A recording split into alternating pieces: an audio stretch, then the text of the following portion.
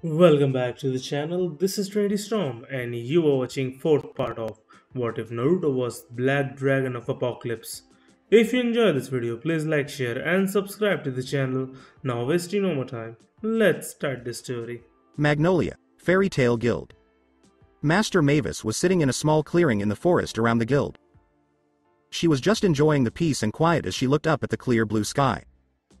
She thought about how peaceful today was. She wished that every day could be as calm, but she knew that this kind of calm only lasted for a short time. She was thinking about something when she heard someone cough. She looked to see that Gildarts and Makarov were in front of her. Fairy Tale's Titan and Ace wanted to talk to her about something important. She thought the request was strange, but she agreed to do it anyway. She was even more surprised when Makarov used silence and illusion runes to hide whatever was said here. Mavis wondered what they were going to talk about that was so important that it had to be so secret. No matter what it was, it must have been a big deal. "I'm glad you took the time, Master Mavis, to listen to my request to talk to you," Makarov finally said. Mavis just giggled. "I am a spirit, Rokudame. I have as much time as I want." Makarov nodded. "Yes, we do need to talk about two things. First, Juranikis, a fellow wizard saint, told me some very important information. He told me that my son, Ivan Drayar, and his dark guild, Raven Tail, have come out of hibernation after 7 years." Mavis frowns because she already knows about Makarov's son and how he had to be kicked out of the guild because of what he did. The problem is that when he left, he had some classified information about Fairy Tale. Mavis's eyes got narrow as she worried about how much Ivan really knew. "Does he know anything about Lumen Histoire?" Mavis asked, even though she knew what would happen if that got out. It would be bad not only for the guild but for the whole world. Makarov just shook his head. "I am not sure. He hasn't said anything or put anything out that shows he knows about it. Even if he did know, he knows that is one secret that must be kept a secret." Then Mavis asked, "Do you plan to do anything about him?" She didn't expect him to shake his head. "Right now, nothing. Ivan hasn't hurt the guild or let out any of its secrets. So, I'd like it to stay like this. Master Mavis, please understand." Then Gildarts stepped up. "Makarov showed me the Lumen History when he wanted me to be the master of Fairy Tale, but I promised to keep that a secret until I die. Master Mavis, you have my word." Mavis smiled and nodded to show that she got it. "Well, is there anything else you want to talk about?" She did. Makarov and Gildarts look at each other for a moment, then both look at Mavis with serious faces. "Yes, we would definitely ask you about Wendy and her father," Gildarts said. Mavis opened her eyes wide, then shut them and sighed. This was going to happen anyway, so she might as well take care of it. "So the two of you have figured it out?" Both of them agreed. "When I first told someone about my battle with Acne, I thought something was wrong. She seemed really interested in the story, but both I and the master thought it was because she was a dragon slayer and wanted to know everything about dragons. Gildarts told us why. From there, Makarov went on to say. The next strange thing that happened was that when Acnologia attacked, she seemed very happy to see him. This made me wonder why she would be happy to see that thing. Cough. Dragon. When Makarov saw Mavis's angry face, he made a change. When Acnologia came, I also saw a red glow under her shirt. Again, I didn't care about any of this when we were all fighting the Black Dragon. What confused me was that Acnologia had plenty of chances to kill me and the rest of the guild, but he didn't.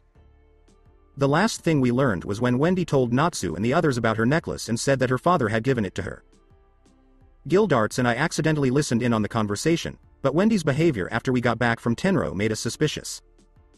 Gildarts and I have come to the same conclusion about everything." The two then gave Mavis their full attention.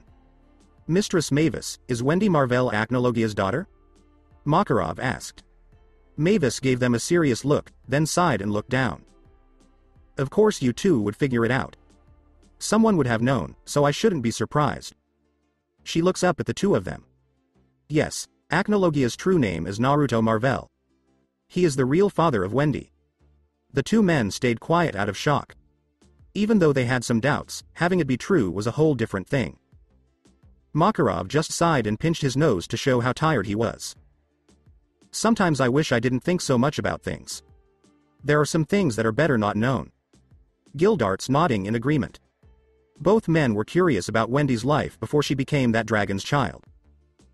More importantly, what kind of woman would be able to get Acnologia into her bed so she could get pregnant? It was hard to believe and really scary. They were sure that they didn't want to meet the woman who could do that. When Mavis spoke, she broke them out of their thoughts. Now that you know what's really going on, what are your plans? Will you question her about? Will you get rid of her from the guild? Will you give her to the council? Both of them were shocked when they saw the first master. But the way she looked at them told them she was serious. Shodem? How can you ask such a silly question? We have no interest in Wendy's past. We wouldn't care if she was the daughter of the devil in a kami. She's a fairy. She's just like us. She's related. Makarov yelled vehemently. Gildarts had a hard look that showed he agreed with everything the master said. Mavis looked at the two men carefully, looking for any sign of lying. When she knew there wasn't any of that, she let out a sigh of relief and smiled at the two. Oh, thank God. I can tell that you both meant everything you said. Both men gave a nod. Of course, Master, we are. When it comes to our family, we always tell the truth. Gildarts smiled and said. Mavis smiled at them both. I know. But you must understand. Naruto Ni didn't want anyone to know about his child. The risks to that child were too high for him to risk letting the rest of the world know who she was. Mavis told us. The Titan and Ace both nodded to show that they got it. If word got out that one of the most powerful beings on Earth had a child who wasn't being watched, the chaos that would follow is hard to imagine. Then they paid attention to how Mavis talked to Acnologia, Naruto. Why did you call Acnologia Naruto Ni, Master Mavis? Makarov didn't know what to say. Mavis made a sad face as she thought about the time she spent with her brother, Protector, and then she shook it off. Gomen, I'm sorry, but I can't tell you how I met Naruto Ni. I swore I would never talk about his past or our relationship without his permission, and I plan to keep that promise until we meet again officially. The two men frowned, but they knew that Mavis could keep her own secrets. There was just one thing they wanted to make sure of. Master Mavis, is Wendy or anyone else from Fairy Tail in danger from Acnologia? Mavis gave a nod. No. Naruto Ni worships the spot where Wendy's mom used to stand. He thinks that woman is a goddess, and he would rather kill himself than hurt the last thing he has left of his first wife. Fairy Tail won't hurt us as long as we don't do anything to Wendy. How many people know about his identity and his child? Makarov. Right now, you two, me, the Celestial Spirit King, Wendy, Zeref, Rubol, and the dragons that raised Dragonslayers are the only ones I know of who know who they are. The two men nodded to show that they got it. The two men asked him if he had any other kids, but Mavis said that Acnologia's answer was very vague. So, yes or no could be the answer. The two men wanted to know if there were any other children, who they were, and if they knew the truth about where they came from. Then Gildarts asked the two men something that had been on their minds. Wait. Are there any plans for Acnologia to get in touch with Wendy? Mavis just gave a smile back. Well, he has already talked with Wendy. What? The two men yelled out in surprise. Mavis then told Wendy how Natsu's group trained at the beach and how Naruto showed up in front of her. She told them that she had heard them talking and that Naruto had decided to train Wendy to get ready for the games. Makarov and Gildarts were speechless as they looked at the first master. Makarov was the first person to be able to talk again. So you're telling me that Wendy is with her father right now? The same father who is called the Black Dragon of the End of the World. This same dragon is teaching her how to improve her Dragonslayer magic for the Grand Magic Games. Yup, said Mavis with excitement. Both of them were shocked. They always knew Wendy had a lot of potential to be a powerful mage, especially since she killed dragons. But if her father was teaching her, they couldn't imagine how strong she would get from this. Master Mavis, I have one question? Mavis gave Gildarts the go-ahead sign. What is Acnologia really after? What does he get out of it all? What does he really want at the end of the day? Mavis thought about what to say before she said. I'm not sure what he wants in the end, but I know what he gets out of training Wendy. Both of them were paying close attention. He'd like to hang out with Wendy. He wants to make up for what he lost and help her become the most powerful mage she can be. His current goal is to kill Zeref. This is what Naruto Ni wants to do. That's why he showed up on Tenro that day, they were shocked to hear. He hates Zeref so much that it burns. It's an old grudge that goes back more than 400 years.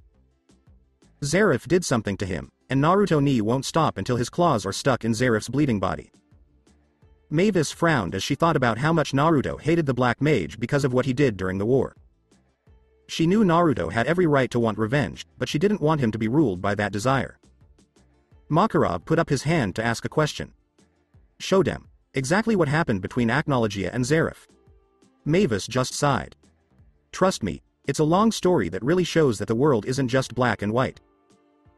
Both of them have been through hell on Earth to get where they are now, but Naruto got the short end of the stick at the end of the war. Because of that war, he has been called the enemy of all people for the past 400 years. The two men stayed quiet as they wondered what kind of hell Acnologia had to go through to become who he is now and if Wendy could have any effect on him. "Master Mavis, can you show us what he looks like when he's a human? We want to know what he looks like." Gildart's question made Mavis smile, and she used her magic to make an image of Naruto when he was still just wearing a simple cloak and baggy pants. It goes without saying that it wasn't what the two mages had planned. What the heck? He looks about the same age as Laxus. He looks so much younger. This is the guy the first would give my arm and leg for? This is the dragon of the end of the world? Gildarts went on in shock. Even Makarov had a hard time believing that this was the man, or boy, who had caused so much trouble for his family. Oh, Naruto is his name. If my name meant Fishcake, I'd probably change it, too. Gildarts laughed out loud, but Mavis could only giggle. You should have seen what he looked like when I told him the same thing. He was so mad that he went on a rant about how his name means whirlwind, not fishcake. I thought it was too funny, though, so I called him Fishy Knee. The three laughed right away at the stupid name she gave the blonde. I guess we should go back to the guild. I'm sure everyone is wondering where we are. Both masters gave a nod. They thanked Mavis for her time, but she just waved her hand and said it was her pleasure. The runes were thrown out, and the three people left to go back to the guild. Gildarts told him it was time to go to Rush Valley and get the custom order he had asked for. The two masters waved goodbye and told him to be safe on his journey. I wonder how you're doing, Fishy Knee, thought Mavis as she and Makarov went back to the guild. The Sabertooth Guild. Hey, did you hear? They said that the members of Fairy Tail who went missing 7 years ago have come back. One man spoke. Yes, I also heard that. I wonder if they take part in the Grand Magic Games. Someone else spoke. No way. Even if those core members did come back, they would still be the worst guild in the country. A woman talked in a cynical way. I'm not sure. Those fairies can be very hard to please. The man on the left spoke. Well, being stubborn won't help them win the games, said the woman. We'll have to see what happens. The other person replied. As the three friends kept drinking, they didn't realize that other people in their guild were listening in. Since Fairy Tail came up in the conversation, 2 of these men had been listening. One had light blonde hair that was all spiked up and the other had messy black hair that was almost as long as his shoulders. Both were in their late teens and had average-sized bodies. Sting and Rogue were their names. The twin Dragonslayers of Sabertooth, which is the top guild in Fury right now. Sanatsu-san and the others came back and are competing in the games, eh? This year, I am really looking forward to these games. Rogue, what about you? Sting, the blonde, asked his friend. Not curious. Rogue answered back. Sting just dripped sweat. I don't care what you say, pretty boy. I'm sure you'll change your tune when you meet Gajeel. He gave an answer. Rogue just laughed and turned away. Sting just sighed before looking at his drink. Finally, Natsu, I get to talk to you in person. I'll show you who the real Dragonslayers are. Place in Fury not known. Makarov. It's time for me to beat you up. Ivan Drayar said. Everyone will know how strong Raventail is. And finally, the Lumen Histoire will be mine, and everyone else's after that. Unknown range of mountains in Fury. Hey, did you hear? The members of Fairy Tail who went missing have returned, said a girl in her late teens with hot pink hair pulled back into a ponytail and ruby red eyes. She covered up what she was wearing with a navy blue cloak. One of the other 2 people with her spoke. Really? That means that Natsu, Gray, and the others have also returned, said the woman. She had red eyes and raven black hair, and she wore the same cloak. The first girl's excitement seemed to grow. We should go visit them. Don't be shy.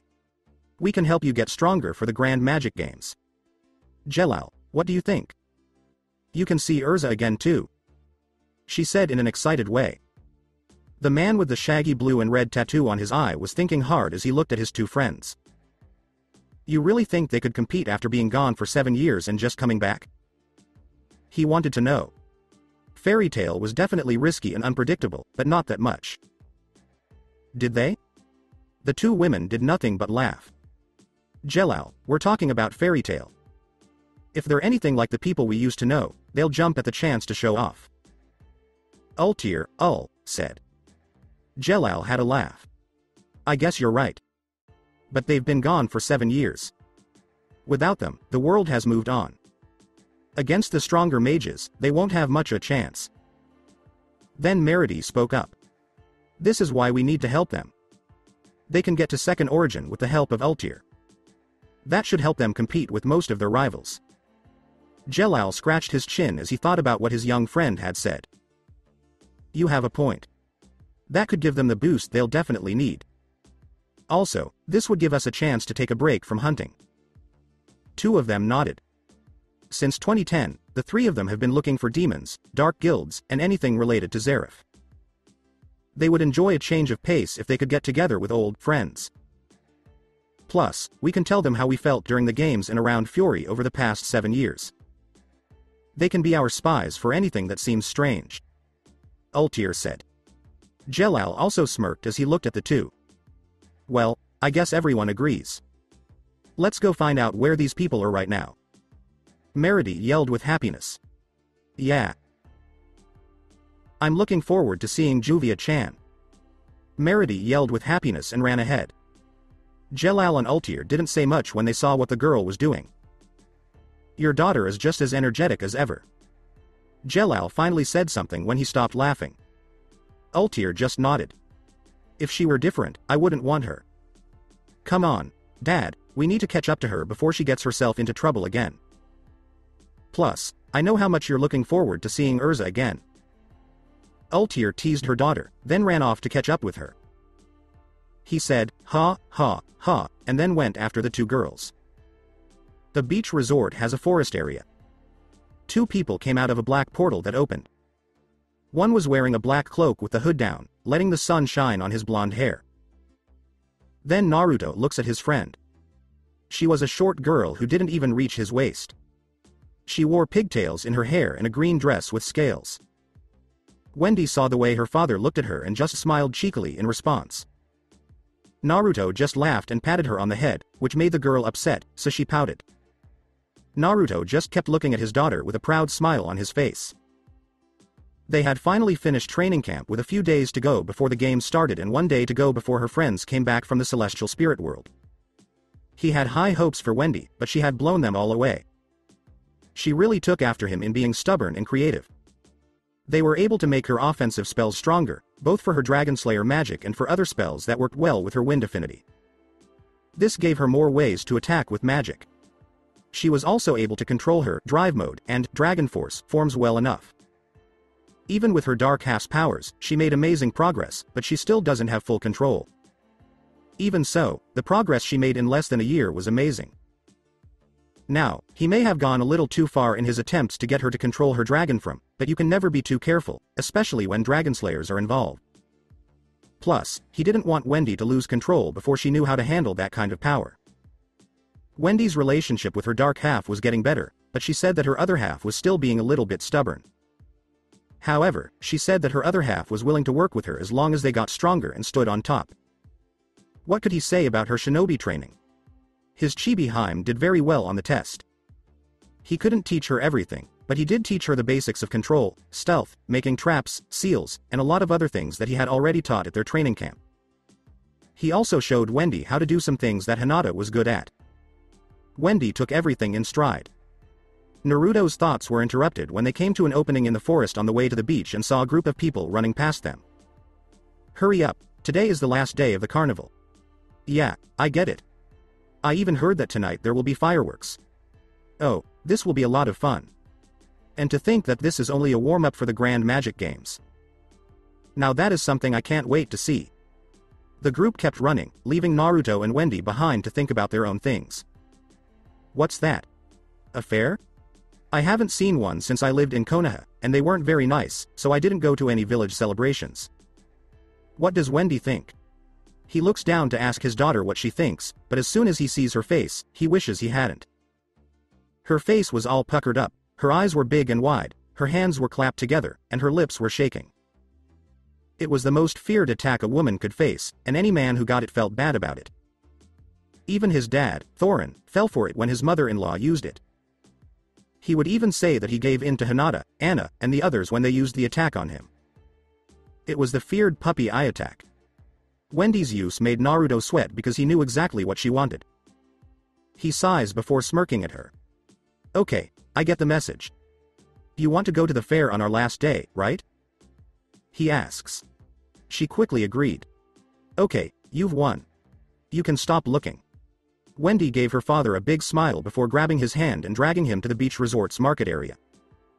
Let's go shopping for clothes. Tonight, we have to look good. She said this with starry eyes. Hell yes, we have to make sure that old man's pockets are empty. Dark Wendy said. Wendy thought, I agree, and then she and her partner laughed in a mean way. Naruto heard the laughing, and a bigger drop of sweat fell from his brow. Maybe he let Wendy out of her shell too much. She was getting a little too sassy, and her dark side didn't help. I'm not sure if this is a good idea, but I'll let it go. So long as I can make Wendy laugh, I'll be okay. After a few hours. 2-chan, hurry up. Naruto was yelled at by Wendy. Hi, was what he heard back. Wendy wore a white dress with a red bow around her neck and waist. The dress didn't have sleeves. She wore brown boots with white stockings and red clips in her pigtails. She looked back at her dad, who was walking slowly behind her. Naruto didn't like to wear bright colors, so he wore mostly black. He made it work too well, though. He wore a black short-sleeved jacket over a black shirt. He wore black jeans with a chain hanging from one side. He also wore black boots that went up to his shins. His green necklace stood out, and he wore 2 bracelets with black beads on each arm. On his left index finger, he wore a skull ring, and on his ring finger, he wore a silver ring with a fire pattern. Finally, he wore black earrings with silver dragon heads on them. Think about what Noctis wears by default in Final Fantasy XV. I think these are the same ones Cloud wore in Advent Children. Overall, Wendy thought her dad looked great, but she wished he wore brighter colors. At least black looked good on him, though. She also noticed that he wasn't carrying any of the bags they bought, which means he probably put them in his pocket. She had to pout in her mind about that. She didn't like how easy sealing was. She wanted to see how hard it was for her dad to carry the load as they walked around. Listen up, sister. Her dark half replied. She shook her head to get rid of the thoughts going through her mind. Damn it. Thanks a lot, 2-chan, I'm becoming a sadist. She told herself to stop. Oh, come on, it can't be that bad, can it? Also, we were not hurting him. We just wanted him to have a little trouble carrying our stuff. He sounds like a servant when he says that. Do I have to remind you that he's our dad? He's expected to put up with annoying stuff like this every day and keep a smile on his face. I don't think we're a typical father-daughter pair, she said. Wendy answered back. Then what? Normal isn't that great. Plus, he's trying, so that should be all that matters. Now we need to figure out how to get his money as quickly as possible. Before Wendy yelled, "Hi," she thought, someone just flicked my forehead. When she looked up, her father was making a funny face at her. Now, my Chibiheims, what are you and your other self up to? With a knowing look, he said. Wendy turned red because she knew she had been caught. Abort mission. We've been taken advantage of. Wendy screamed in the dark. Nothing 2-chan. Wendy's answer was pretty loud. Naruto chuckled, aha. Wendy just grabbed his hand and pulled him forward, making him laugh the whole time. Wendy noticed that people were laughing as they looked at them as they walked from booth to booth. But she saw that most of the people looking at them were women. And everyone was looking at her father. Looks that were easy for her to recognize. The looks were full of lust. Her face changed into a frown. She didn't mind if her dad had some fun, because he really needed it, but she wasn't about to let a stranger get into his pants. Anna Kachin and Auntie Irene were the only ones who could do that. Wendy's face turned bright red, but she quickly shook it off. She shouldn't be thinking these things at all. They were just too strange and wrong for her. She said it was her dad's fault. Since they talked about sex, she couldn't help but look at the guys she was seeing and like some of them. Even some of the guys in her guild were pretty good looking. Some of the girls were also nice looking. Dark Wendy replied. When Wendy heard what her dark half thought, she blushed again. She didn't want anyone to know what her dark side was thinking. Instead, she just wanted to think about one boy. Yes, think about him and the dreams we can have for him once he is ours. Stop. We're too young to have such ideas. Wendy thought with desperation. That wasn't helpful, though, because Dark Wendy would tease Wendy every chance she got. What did your dad say about being a shinobi? Old enough to drink, kill, torture, and, of course, have sex. It's the most important. At the end, she said with joy. I think that wasn't the most important one, she said. Wendy replied dryly. Dark just snorted. So? He told us that shinobi don't live long. You heard what he said. Even mages take huge risks when they do their jobs. Perhaps, but I'd rather keep some of my innocence for a few more years. Wendy just laughed at herself again. Please, our mom was the same age as us when she went crazy, and let's not forget that our dad said she had the same perverted thoughts as you do right now. Dark replied, sure that this time he had her. Wendy almost fell over when she thought about how her dad had said that Hinata Okawa-sama was bisexual, which is why he was happy to make the sexy change to please her. She hoped that nobody would ever ask for it. Even worse was that Anna and Irene were in the same boat. And all of it was because of her father. Seriously, were all of her moms and aunts also bisexual because of her dad and that one damn change? Just give it some thought. We're going to have all the fun we can with our boyfriends, and we're going to bring a cute female friend to join in the fun. At this point, Wendy had to stop her nose from bleeding. If she thought of any more ideas, she might go crazy. Wendy? She looked up and saw that her father was just staring at her. Why yes? Please wait until we are alone and not in public if you're going to think dirty thoughts about your boyfriend or girlfriend. He's not my boyfriend just yet. Wendy yelled, and her face turned bright red. Naruto gave a smile and a raised eyebrow. Yet? Wendy put her hands over her mouth as steam came out of her head and ears and her face lit up like a Christmas tree. Ha ha ha ha ha ha. I knew it. You want him to be your boy toy so badly. Wendy's situation kept making Dark laugh out loud. This was the one thing she really didn't like about her dad. Even though he knew she liked a boy, he didn't stop her from seeing him. No, he didn't do what his name suggested. Instead, he did something unexpected.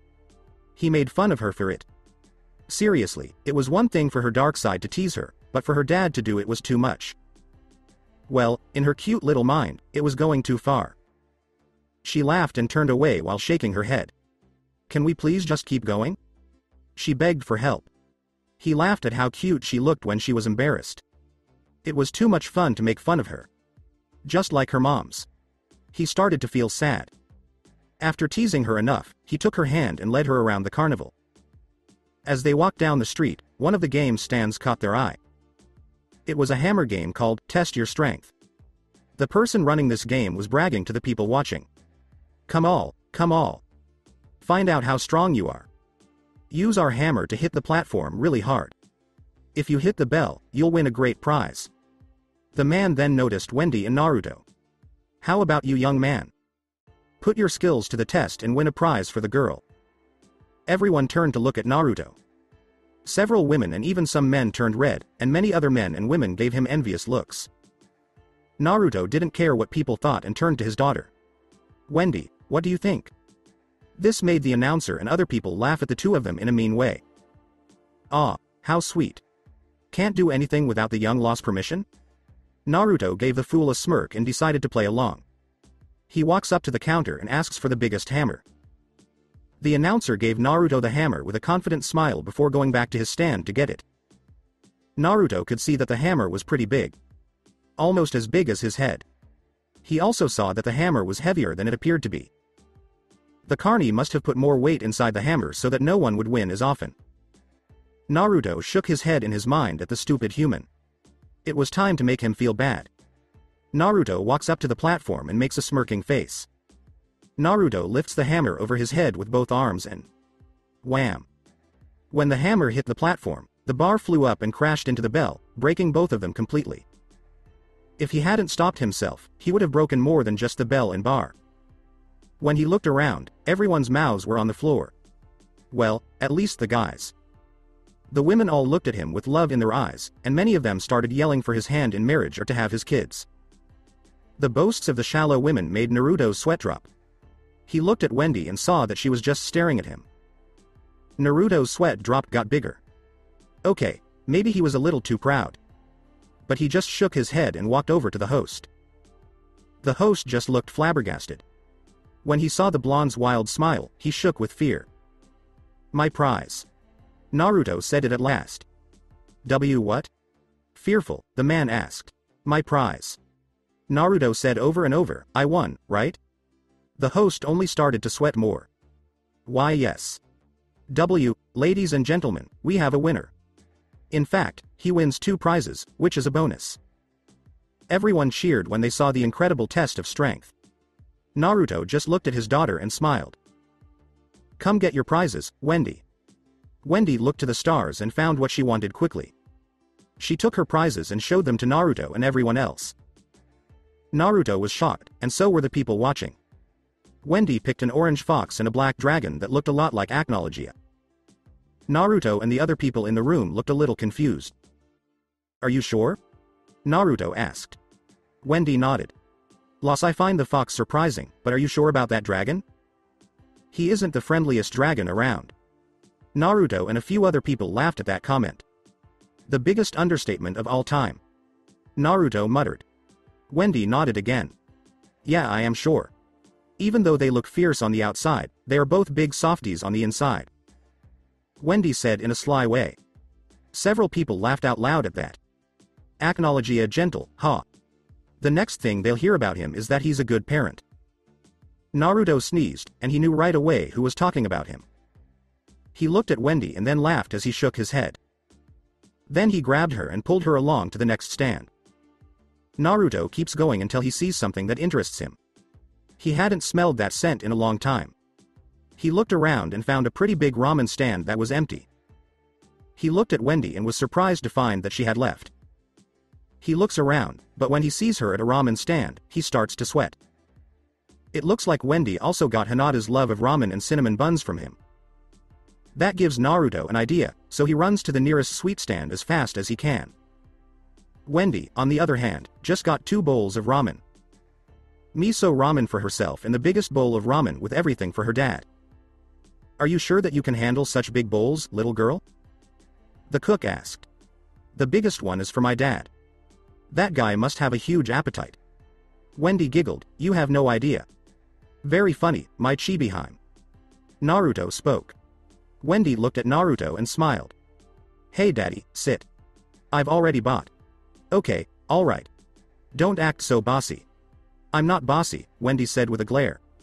Naruto smirked, aha. Ha ha ha ha, I can totally see how this family works. He made a joke. That's a compliment to me. Naruto said something while grinning. Hey, if you don't mind answering a personal question. Naruto raised an eyebrow in interest, but he just gave a shrug. It was an inquiry. What could possibly go wrong? How can you be the father of that girl when you look so young? My magic. It's something that's been in my family for a long time. It gives us a lot of vitality, which means we have a lot of magical reserves, can heal, have unbeatable stamina, and live for a long time. I might look like I'm in my late teens or early 20s, but I'm actually in my 40s. He told a lie. Well, technically it wasn't a lie because everything he said was true for a member of the Uzumaki family clan, but it needed some changes to work in this world. Even if he doesn't claim the name as his own anymore, he still gets wonderful things from it. Of course, it has other benefits as well. Holy hell, that's some magic. You might agree with some of that. He or she asked. Naruto gave a head shake. I'm sorry, old guy. Only family can have it, and it can't be given to anyone else. He answered. Old man? I'll have you know that I'm in pretty good shape for a man of my age." Wendy and Naruto just laughed at what the cook was doing. When their order came, the two started eating their bowls of ramen. As the ramen went down, Naruto just let out a sigh. "It's the same as it always has been. Nothing seems to have changed. It's the same as always, TT Ibeo." Naruto muttered. Lucky for Wendy, she heard that. She looked at her father in shock, then gave him a big smile and cheered. "Finally," she yelled. "I wondered when we would get him to say it." Dark muttered something in a happy way. Naruto gave his daughter an odd look. "What?" he asks. Wendy pointed an excited finger at him. "You said it." Even more confused, Naruto looked. "What was that?" "Your old verbal quirk is something I've been trying to get you to say. And you finally said it while eating what used to be your favorite thing." Naruto just dripped sweat. "How long have you thought about this?" he asks. "Ever since I heard about it for the first time from your stories and memories." Naruto's sweat drop just got bigger. "Let me see if I have this right. You've been making plans for months to get me to say my old catchphrase just to make yourself happy?" he slowly asks. Wendy got red in the face and then rubbed the back of her head. "Well, when you say it like that, it sounds pretty stupid." Wendy yelps when her father flicks her forehead again. "That's stupid, but coming from you, it's so cute." Wendy gave him a dirty look and then went back to her bowl to finish eating. When Naruto paid, the two finished their bowls and left. Before they saw a roller coaster, the two people kept walking. Both of them were able to enjoy the ride without getting sick. Wendy had to really thank her dad for the seals he gave her to keep from getting seasick. They really helped her out a lot. She then saw a karaoke bar. Naruto didn't want to go inside, but his daughter kept asking him to. The two of them were eating a triple banana split sundae with vanilla, chocolate, caramel, and cinnamon ice cream with sprinkles and laughing at terrible people trying to sing. Wendy could never get used to the fact that her father loves sweets. She thought he must have heard that from Hinata Okawa-sama. Naruto was blinded by the lights all at once. That meant only one thing. Naruto was up next to sing. People were cheering for him to get on stage. Naruto was about to say no, but Wendy's look made him change his mind. He let out a sigh before going up to the mic. He looks for a good song for a few minutes before he finds the right one. He looks at the crowd, which is pretty big. Taking a deep breath, he says. When Naruto is done, he hears a very loud silence from the crowd. He sees that everyone's jaws are on the floor and their eyes are as big as dinner plates. Wendy and her dark side were as surprised as everyone else. It goes without saying that everyone in the room was shocked. They didn't think anyone good with a skill would show up tonight. But Naruto's one song just beat out all the other songs. Everyone in that bar was completely mesmerized by the way he sang. Even the bar's employees and managers stopped what they were doing to listen to Naruto sing. There was just something about it that caught their attention and held it the whole time. Soon, loud cheers and clapping took the place of the silence. People outside could hear the cheering, which made people wonder what made everyone so happy. Naruto just stands there and stares at everyone. It was so strange to hear people cheering for him, no matter what. He was so used to hearing people scream in fear away from him that he had forgotten what it was like to have people cheer for him. Before they could ask for another song, he quickly got off the stage with Wendy and left. After he left, he saw that Wendy couldn't stop staring at him. Naruto's sweat dropped as he waited for Wendy to say something. After staring for a while, Wendy finally asked the question she had been thinking about. "Why didn't you tell me you sing?" Naruto only laughed and then ruffled her hair. "Wendy, you knew I could sing. Remember when I used to sing you lullabies to help you fall asleep?" he teased. Wendy just glares at him in a silly way. "Lullabies don't count. They are easy to sing. So, how did you find out? Why did you teach yourself to sing? Why didn't you say so?" The questions made Naruto smile. "You never asked me if I could sing, to answer your question. Hinata used to sing as a hobby, and she also sang a lot for me when we were together. So I decided to find out how to respect her. Along with other things, it kept me from being bored for a few years." Wendy didn't say anything, she just tilted her head. "Other things to do?" Naruto did nothing but roll his eyes. "Come on, Wendy, do you really think that all I've done for 400 years is destroy or hide?" I do enjoy things other than torturing people, killing them, and destroying everything around me. Wendy laughed and said, could have fooled me. This is so true. Dark muttered. Ha, ha, ha. He teased him back. They found a nice spot on the beach and got milkshakes to relax in. While she waits for the fireworks, Wendy eats the cinnamon buns her dad bought her. She didn't have to wait long, because as soon as the show started, it lit up the sky for miles. Wendy gives her dad a smile and leans on him. When Naruto sees her, he puts his arm around her to pull her closer. Both of them thought, this is the best day in a long time. A few hours later, Naruto walks into Wendy's room at the resort holding the same girl. The two dragons had a long and exciting day. He puts her on her bed and is about to leave when he feels a pull on his shirt and turns around to see Wendy looking at him with her eyes half closed. She begs, will you please stay with me tonight? Naruto sighs, but he keeps his smile.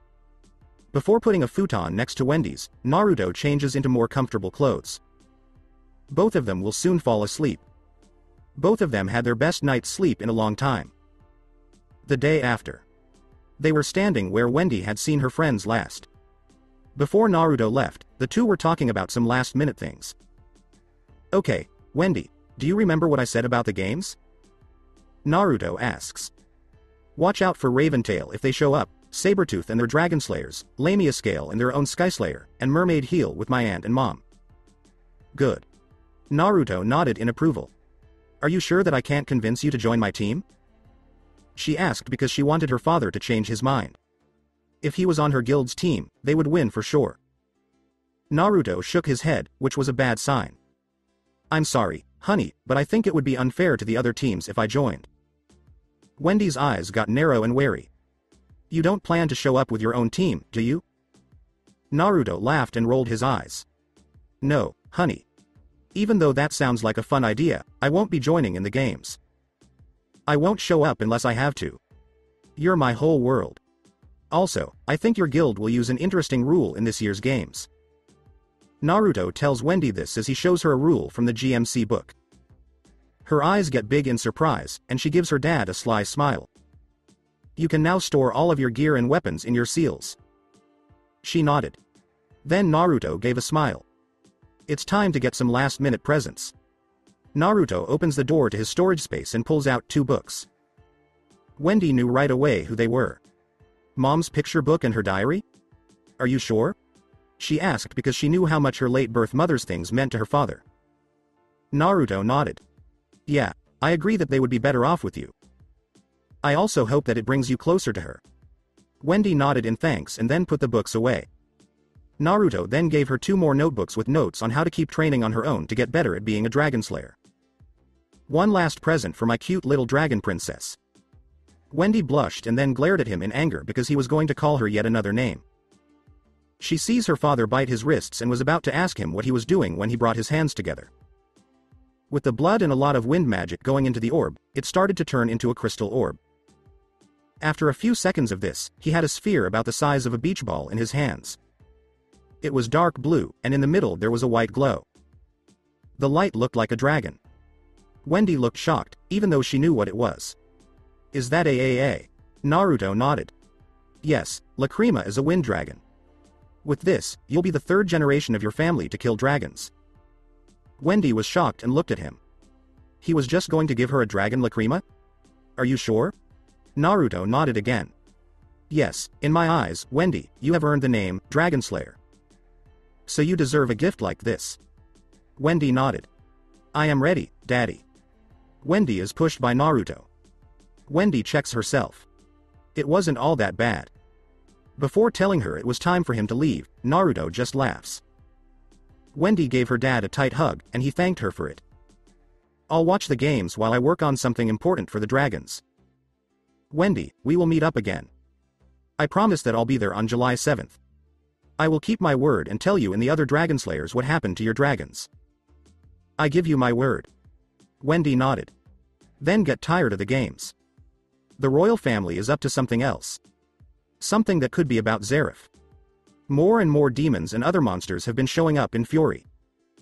When you feel like something is wrong, always be on the lookout.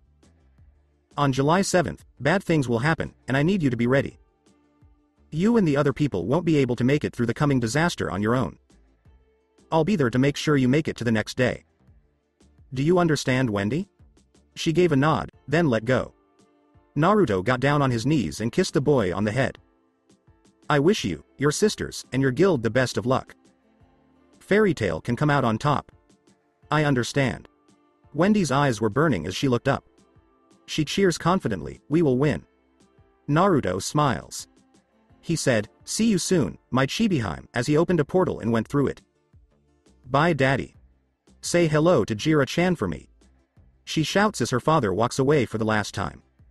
Wendy stood there for a few minutes before she turned her head to see who was coming toward her. Jet and Roy are running toward her. She sweats drops when she can't tell that their magical power has changed. They are all blinded by a bright flash. Team Natsu, made up of Juvia and Levi, appears all of a sudden. They all had blank looks on their faces. Wendy's sweat drop got even bigger. Oh boy, it looks like they just found out about the time difference in the celestial spirit world. Nothing good will come of this. Hey, where have you guys been? Droy wonders. Yeah, the games will start in 5 days. Jet yells. Oh my god? As they fall forward on the sand, Natsu, Gray, Urza, Happy, and Charla all yell. Julia and Levi were crying so hard that they were hugging each other. Lucy was on her knees and shaking her fist in the air. Mustache Teme, please give us back our time. She yelled up at the sky in a funny way. Wendy only laughed. Yes, she was back to her old self again. Team Natsu, Levi, Juvia, Happy, and Charla were all looking sad in the middle of the afternoon. What's the point? In an instant, all of their training time was taken away. Now, there are only 5 days left until the games start. They couldn't train in 5 days to make up for the 3 months they missed. Now, everyone was sad and wondering how they could have done so badly. Wendy has been trying to cheer them up for the last few hours. Come on, guys, cheer up.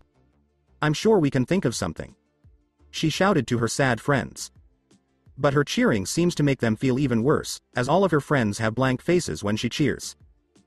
Urza asked, how could this have happened? This is our valuable training time, Natsu began. 3 months. Just like that. Gray went on.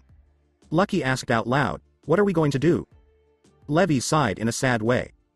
She said, I guess we won't be able to go to the games this year. While Juvia let out a sad sigh. Sniff. Now Lily and I are even farther apart. When Happy said something, Charla just looked confused. She replied, you care about something like that? Wendy just broke out in a cold sweat when she saw how sad her teammates are. When she heard Jet and Roy say that their magic power hasn't grown at all, it made her sweat drop bigger. Nothing has changed in 3 months. Droy didn't even get any thinner. I think these last 7 years have been the worst for these two. She then looks at her teammates and sighs when she sees that they are still sad. There has to be a way for them to get out of this funk, Wendy thought. But before she could think about it more, Urza jumped up from the sand with fire in her eyes.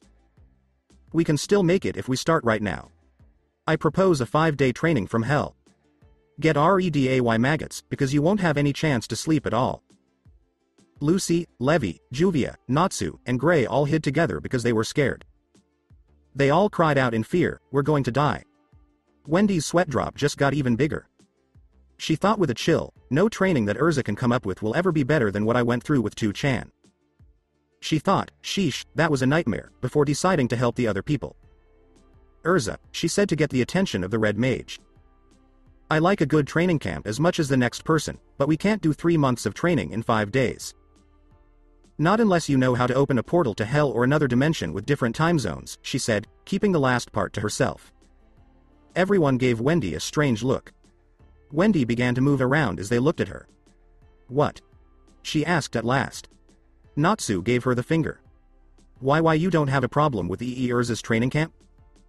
He stuttered. When she shook her head, everyone was stunned. Not really, she said with a smirk. I wouldn't mind sparring with all of you, but that wouldn't make up for the time everyone has had. Plus, it would be a great way to test myself against everyone. Everyone looked at Wendy like she had 2 heads. Urza more than anyone else. She would never tell anyone this, but she knew that her training plans can be pretty tough. But she thinks that's the only way to make her team as good as she is. She also thinks that's the best way for her to get closer to her friends. So she showed her love in strange ways, but that's her fault. She then turned her attention to something Wendy said. She looked at her magic reserves, and what she saw made her eyes widen. What the heck? Her magical powers are way above average? If I had to guess, I'd say they're as good as Gajeel and Natsu have some of the biggest reserves in the guild, right after me, Laxus, Gildarts, and the Master. Urza's eyes got narrow and wary. She couldn't have gotten this strong on her own. Someone must have taught her how to do things, but who? Before they could ask Wendy any more questions, a pigeon flew down from the sky and landed on Urza's head. No one could figure out what was going on until someone saw a note on the pigeon's leg. Urza took the note from the pigeon slowly, and the bird took off without missing a beat. Urza opens the note and starts to read it while everyone else gathers around her to do the same. Fairy tale. Come to the suspension, which is deep in the woods to the west of the beach resort. An old friend. Wendy's eyes get narrow. This was much too strange. This could be a trap for all they know. I think we should be careful with this, said Dark. I agree. She was going to tell her friends the same thing, but she had a face fail when she saw everyone walking to the same place. She could hear Dark facepalming at the stupidity of Wendy's friends, which sounded like a smack inside her friend. Thank the dragons 2chan isn't here, or else he would have hit them over the head for being so stupid, she thought, and Dark agreed before following her nakama to the meeting place. After a few minutes in the woods. When the group got to where they were supposed to meet, the bridge was in ruins. Natsu yelled, "What the hell?" Wendy was upset and said, "This was a bad idea." Gray asked, "Was this a joke?" Urza asked quickly, "What should we do?" The group is shocked when, all of a sudden, time seems to go backwards as the bridge builds itself. Several people in the group yelled, "The bridge rebuilt itself?" Wait. This magic. Natsu said. It feels like home, Gray said to end. This is magic from the Arc of Time. Wendy shouted in her head, remembering what her father had told her. The group goes over the bridge slowly and with some worry. The group then goes to a small clearing in the woods, where they see 3 figures wearing cloaks. Natsu hit his hands together hard. Okay, who the hell are you people? If you want to fight, you'll get one. As the 3 started to take off their hoods, the figure in the middle started to talk. Thank you for coming. It's been 7 years. Fairy tale. The middle figure was done when his hood came off and Jelal Ferdenins was revealed. Ultir Milkovich and Merity. Everyone was shocked when they saw the 3. J.J. Jelal. Urza stuttered. The man in question smiled at the red mage. You haven't changed a bit, Urza. I guess you heard about my prison break, right? He asks at the end. Urza nodded slowly. She knew just fine. She corrected herself. It had been a few weeks, no, months. She heard about it from Biska and Alzak. Gray also nodded as he thought back to when Leon came to see him and told him that Ultir and Merity had broken out of jail. To be honest, I didn't plan to escape, but Ultir and Merity had different ideas. Ultir nodded. You should have seen him. He was pretty stubborn about it, but Merity and I were able to get him to agree. Merity moved her head no. I didn't do much. Ultir did all the hard work. Merity? Yelled Juvia in surprise. Merity smiled big at the water mage before giving him a wave. Hello, Juvia-chan. It's been a while, said Juvia with a small smile. After all that has happened to her, she has such a beautiful smile. I'm happy for you, Merity, thought Juvia, happy that her old enemy, who was now her friend, seemed to be happy. Hold on. Weren't those 2 members of Grimoire Heart? Lucy asked in fear. Both Natsu and Gray were nervous. Natsu asked, does that make them our enemies? Gray told them to stay on guard. Wendy and Urza got tense, but Ultir's laughs made them feel better. She said with a sad smile, enemies. We were enemies. But we're not friends now. We're just acquaintances making small talk. Everyone pays close attention as she talks. We can't just forget the bad things we've done, so we've made a promise to save as many lives as we can. This is our way of making up for our mistakes. Jelal was the first person I saved, because he was one of the many people who had to suffer because of what I did. Then Urza spoke up and said, Jelal. The man looked at her. Have your memories come back? She asked, worried about what the answer would be. Jelal nodded. Yes, all of my memories have come back, she said, and Urza just stood there in shock. It happened about 6 years ago. During the first year of my sentence, when I was constantly beaten, my memory of my jailbreak came back slowly. He looked up at Urza with regret and shame in his eyes. Urza, I don't know what to say. After everything I've done, the fact that you care about me is a miracle in itself. I was going to pay for my sins by killing myself, but Altair and Merity gave me an alternative. Then Wendy looked at Jelal with amazement. Does that mean you finally found a reason to live? Jelal nodded. I found a few reasons to live now, Jelal told Wendy. By the way, I'm not the Jelal who saved you. Wendy shook her head and said she already knew that. The three of us found a common goal, and we made a guild together. It's not a dark guild, but it's not part of the council either. We're called Crime Sorcier, Jelal said, shocking everyone. Crime Sorcier? Who hasn't heard of you guys? Droy asked. Jet said, your guild is known for destroying many other guilds and demons all over the country. Wendy nodded in agreement, since she had heard all of this before. It's great to have a dad who knows what's been going on in the world for the last 7 years. All three nodded. Altair agreed and said, that's right. We only have one goal, and that is to destroy all dark guilds, bad demons, and anything else that has to do with Zeref. Evil demons? Asked everyone at the same time. Yeah, over the last 7 years, there has been an increase in the number of demons attacking human civilizations and the people who live in them. No one knows what caused this change, but it's causing a lot of tension in some parts of Fury. Some people think it has to do with Acnologia's return, while others think it's a sign that Zeref is rising again. Either way, these demons have become a threat to everyone around them. Levi, Juvia, Jet, Droy, Urza, and Lucy all screamed, Kaiju. They were shocked. Gray and Natsu looked confused, and Wendy seemed to be thinking hard.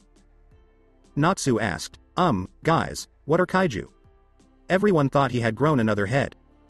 Natsu, Kaiju are huge demon-like creatures that have been around for millions of years. They are older than almost all intelligent life on Earth, and may even be older than dragons. Many of these beings are said to be stronger than dragons, and some have even been worshipped as gods. Everyone looked at the person who was explaining in shock. Wendy scratched the back of her head because everyone was looking at her. She still wasn't used to being everyone's focus. You're doing a great job of staying away from it. Dark said sarcastically. Many of Wendy's friends were giving her suspicious looks, so she knew she had done something wrong. Jelal spoke again before they could say it. That's right. Over the past few years, more and more creatures that look like Kaiju have been seen all over the world, including some in Fury. No one knows why this only started happening in the last 7 years. Natsu asked quickly, do you think it has something to do with Acnologia? He wanted to know if that stupid lizard was involved in any way. But his hopes fell when all three of them shrugged. No one knows for sure. Since he attacked Tenro 7 years ago, he's disappeared again, and no one has seen him since. Everyone in Fairy Tail, except Wendy, clenched their fists when they thought about that day. Jelal sighed. He knew it had to be frustrating for them, but they had to get back on track. Our goal is to get rid of all dark guilds and any traces of Zeref. We also want to stop dark guilds from being made in the future. Really? Natsu said with surprise. Lucy was amazed and said, that sounds amazing. Gray seemed to be puzzled. But wait, he said. If your goals are good, why not become an official guild? Those people looked a little embarrassed. Jelal smiled and said, because I'm on the run. Also, both Altair and I used to be in a dark guild, he added sheepishly. We didn't just call you to find out what was going on, Altair said. We heard you were going to compete in the Grand Magic Games, right? Everyone gave a sweaty, why yeah. Even if they did notice, none of the three mages told them they were wrong. Well, we'd like you to do us a favor. During the game, we'd like you to be our eyes and ears. Everyone gave a shake of the head. Levi asked, why do you need us to be your eyes and ears? Wendy had a sneaking suspicion that they were going to ask them to do something. Jelal told her that her fears were right. During the years of the GMC, evil magical force has been building up around the capital city. This has never happened at any other time of the year, only during the GMC. Wendy got closer to her. It was just as her father had said it would be. There were dark forces in the games, and her father told her that they have something to do with the royal, but she can't just accuse them without any proof. Natsu asked with a little worry, malevolent magical force? But the GMC is made up of guilds from all over Fury, right? Lucy asked. There have to be at least 1 or 2 magical forces. All of them, including Jelal, nodded their heads. You're right, and I'm inclined to agree with you, but suspicious magical forces have signatures that look like Zeref's. It could be him, one of his followers, or something just as bad. We've been able to tell. Zeref, Natsu barked through clenched teeth. He thought back to when he met that jerk and how he almost killed Evergreen and Elfman. Even worse, the jerk had the nerve to act like they were friends. The more he thought about it, though. The more Natsu thinks about it, the more he seems to know Zeref. The way he felt about Wendy and Gajeel was the same. He tried very hard, but nothing came. She also thought about Wendy. Everything her father told her would happen did.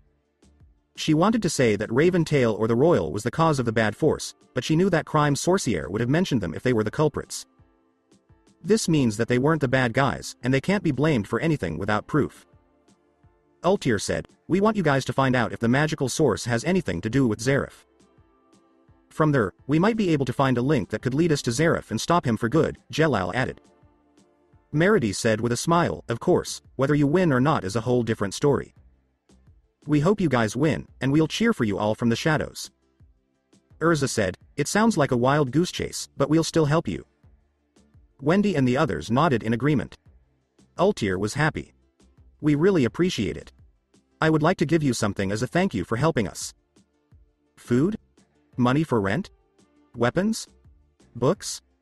Ultir's sweat dropped when she heard the different answers. She shook her head and told them all that they were wrong. She showed them her crystal ball. "I can help you do more magic with my new and improved Arc of Time magic." Everyone else said, "Eh?" Except Wendy, who knew what she was talking about. You see, everyone has a container inside their bodies that limits how much magic they can do. When it runs out, we can't do magic anymore until it's filled up again.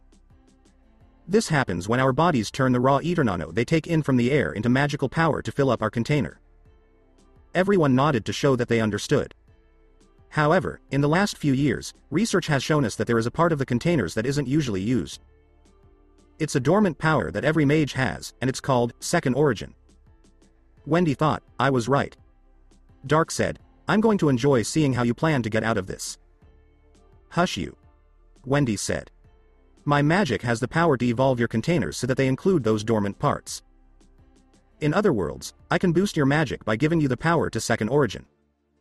Everyone yelled, "Yes." "No thanks." In unison. "What?" Everyone looks shocked and turns to Wendy.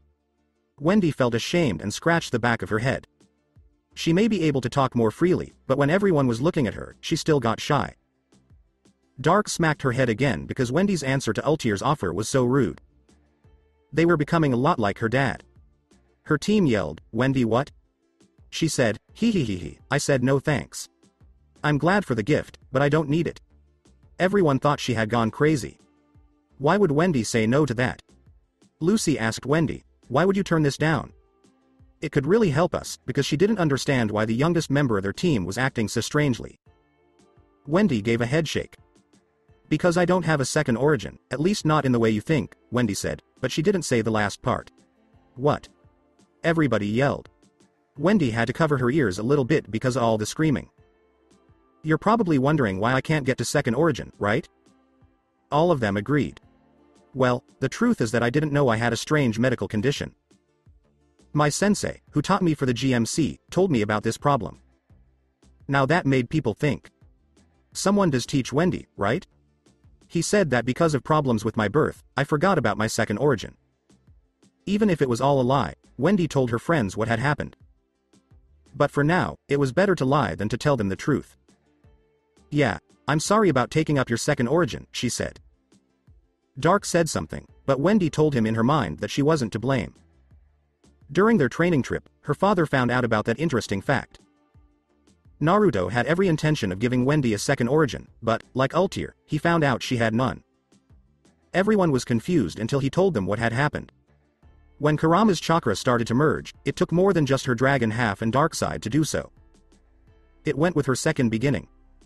So, technically, she still has it, but she can't use all of it until she fully merges with Dark Wendy. But she didn't mind, because if she had all of her father's training in a second origin, she would be a bit overpowered and change the way the team worked. She was a support player who could also attack. But if she always fought on the front lines, no one would be there to help the others when they really needed it. When Urza called her name, Wendy snapped out of her thoughts. "I'm sorry, Urza. Could you say that again?" she asked. "Wendy, who was it that taught you?" Urza asked. She wondered who could make Wendy so strong and who knew about her illness. Wendy had a huge smile on her face. "I was taught by my 2-chan. When it comes to us, this is becoming a theme for them." Dark deadpan. "Hi." Wendy answered again. "You're what?" Everyone yelled, but Carla was the loudest. "My dad showed up after you guys left. After a long talk, he offered to train me for the GMC, which I accepted." Now, everyone, especially the members of Fairy Tail, just stood there and stared at her. Wendy's father, with whom she had broken up, came back to her and offered to train. This was the same father Wendy had said was stronger than all of them put together. Carla's face showed that she was angry. She didn't like the fact that Wendy was hanging out with a strange person she didn't know well. No matter how related they are by blood. But before she could say anything, Wendy gave her a look that said, "Stop it." Before she could say anything, Carla snarled in her head at this. Since they were in Kate's shelter, it has always been like this. Every time she said something bad about her father, she would tell her how she felt. But her time in Fairy Tail has made her more sure of herself, and it seems that being with her father has made her even more sure of herself, since she is now willing to glare at her. "How did training go with your dad, Wendy?" Levy asked. When Wendy shook when she heard the question, everyone got a little nervous. Wendy took a deep breath before answering, "Well, it was hell, but it was good for me. It makes everything Urza could do look like summer camp, to be honest." Everyone in Fairy Tail went pale when they heard that. He couldn't be that crazy, could he? If they had only known. "What's he like?" Urza asked. She was interested in this person. She was curious about who he was. Wendy hummed. "I know for sure that my dad is." Everyone closed their eyes and waited. Complicated. Everyone will lose face. Wendy laughed at how her friend responded. "Sorry, guys, but my dad asked me not to talk about him too much. He keeps a lot of things to himself." Then, Natsu asked a question. "Well, what do you have to say? Can you at least tell us what you learned from him?" Again, Wendy hummed. "Well, I don't want to give anything away, but I can give you some hints." Everyone paid close attention. "He helped me finish my training to be a dragon slayer. He fixed the fact that I never finished my training with Grandini. He also taught me some spells I could use with my affinity for wind, as well as some things I could do if I couldn't use magic. He finally showed me how to become a shinobi." Everyone looked confused and tilted their heads. "Shinobi?" Wendy just laughed and said, "Well, that's a surprise. Didn't you just train for 3 months with your father?" Lucy.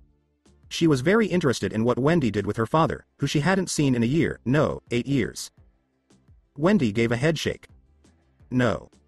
Aside from training, all we did was talk. I told them about myself. My experiences with Fairy Tail and the friends I made through them. He was really happy that I was doing well and told me everything about himself. What he was like. What he's been up to lately. Where he had been all along. I found out everything I could about him. He can be quiet and hard to understand, but he cares about me and the people close to him. Just that sometimes it's hard for him to show it because it's been so long since he's shown his soft side. I did see it a lot though. He even took me to the carnival, which was the best thing I could have asked for." Except for Carla, everyone laughed at that. Good for Wendy. They were glad that her father went out of his way for her. She deserved to spend time with her father. Even though Lucy and Urza were a little bit envious. Lucy and her father never got along well, and even when things seemed to be getting better, she disappeared for 7 years, during which time he died. She was happy that he loved her, but she would have liked to hear it from him. Urza was in the same. She had never met either of her parents, and she wondered if they loved her as much as her family in Fairy Tail did. She would sometimes look up at the stars and wonder what could have been. A man with blonde hair and a very pretty redhead both sneezed in different places far away from each other.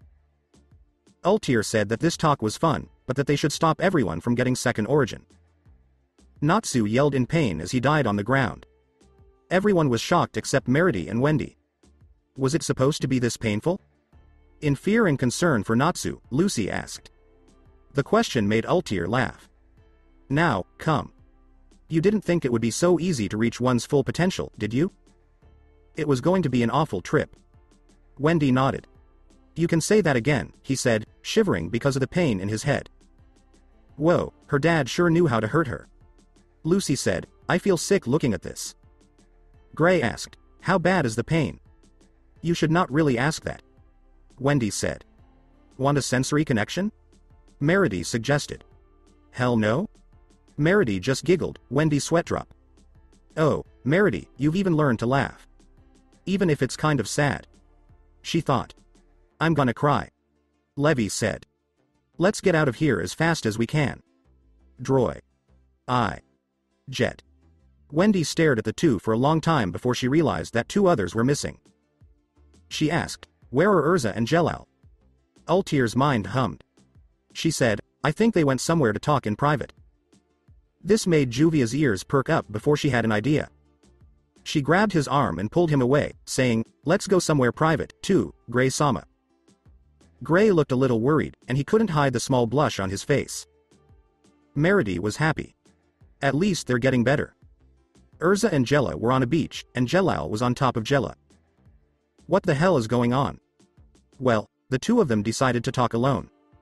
The main thing they talked about was what Simon and Jelal thought about redemption and whether or not Simon deserved it. Urza didn't like the nonsense he was saying, so he and she rolled down the small cliff together. Jalal's eyes softened. He finally told her, you were always right. Urza gave a nod. No, I'm not. No matter how stupid I was, I always tried to stay alive. Urza. Jelal. They got closer and closer until their lips finally touched. It gave them both a jolt of happiness. Urza moaned as she kissed Jella more deeply, and Jella kissed her back hard. The two of them fell in love. A passion that had been waiting for a few years to come back to life has now done so. Obviously, it was a night that neither of them would ever forget. Late that night. Everyone was in their rooms, crying out in pain because they couldn't figure out how to reach their full potential. Urza, Wendy, and the other people were out in the open. You stopped everyone from moving for the rest of the day. Damn lightweights. Urza said fondly. Everyone just dropped their sweat, and Wendy laughed awkwardly. What the hell are you doing? Merity couldn't understand why the red-haired mage was walking around like nothing had happened. Wouldn't be surprised if Second Origin was opened from the start. Jelal and Wendy both thought, and Dark hummed to show that he agreed. I'll try to stay out of the way during the tournament so I can cheer for the guys. Jelal said. I'm really excited to see the play. Merity was sad. In disguise? Ultir made fun. Never mind, she said, and everyone around her laughed. Urza and Wendy gave them a wave as they left. She shook her head. This isn't as bad as our answer. Nay, Urza. Happy answered. Urza then looked over to where Happy was drawing. She looked to see a heart in the middle of which was a single word. Jerza. When is the wedding, and when can we expect kids? He joked. The next thing Happy knew, he was flying right toward the moon. Urza looked over and saw Wendy turning a very bright shade of red from blushing. Damn, we need to step up our game or our sister will beat us, they said. Dark said something, but Wendy didn't listen. Then Wendy thought of something sneaky to do. She looked up and gave Urza a sly smile. Urza didn't like the smile because it made her think of Mirajane too much. Why Urza, I didn't know you wanted to get married so badly. Can I be one of the bridesmaids or maybe even the flower girl? Urza's face turned even more red than her hair.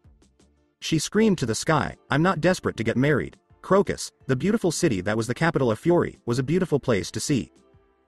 It was by far the biggest thing in Fury as a whole. Few people will ever forget how huge it was. The city was built in a valley, and there are several mountains all around it. This makes it look very different from the other cities of Fury. In the middle of the city is the Palace of Mercurius, the King of Florence. Crocus is known for two big things that bring people to the capital all year long. The first is that there are beautiful flowers on every street and many gardens all over the city. Crocus is known for its beautiful flowers and gardens, so much so that it is called the flower-blooming capital. West of the city is the second great thing to see. The Domus Flow is a big stadium with a lot of seats. Here is where the GMC is held every year to find out which guild is the best in Fury. As we look around the city more closely, we see that the members of Team Natsu have finally made it to the capital to win for their guild. Well, that would be the case if half of the team was dead tired on the ground. I don't feel very sure about any of this. We don't know if Ultier's spell even worked. Gray pointed out. I feel like my magic did get stronger, but my whole body still hurts. Lucy gave a reply. Wendy and Urza were the only ones not on the ground. Urza was sad and shook her head when Wendy started to sweat. Honestly, do any of you have any shame? She asked. Lucy and Gray just dropped their jaws when they heard that. Urza, how are you doing? Lucy spoke up. Gray said, I bet she had a second origin from the start. Lucy said, that would make so much sense. Wendy laughed and then looked around at the huge palace she was in. Compared to Magnolia, the capital was a lot bigger. Even for a city, this place is so big. Wendy said something. Happy nodded. It's much bigger than the kingdom of Edelus. Carla said.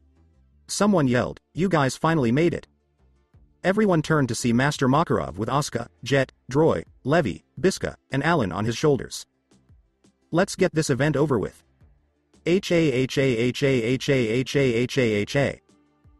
We'll show them what Fairy Tail can do. But when some people heard what was said, they couldn't help but laugh. What did you hear? Fairy Tail? Where? Them? They really want to do it again? That weak guild that always says they're last? PFT ha ha ha ha ha ha. Natsu got mad at the people who were laughing. What the heck was that?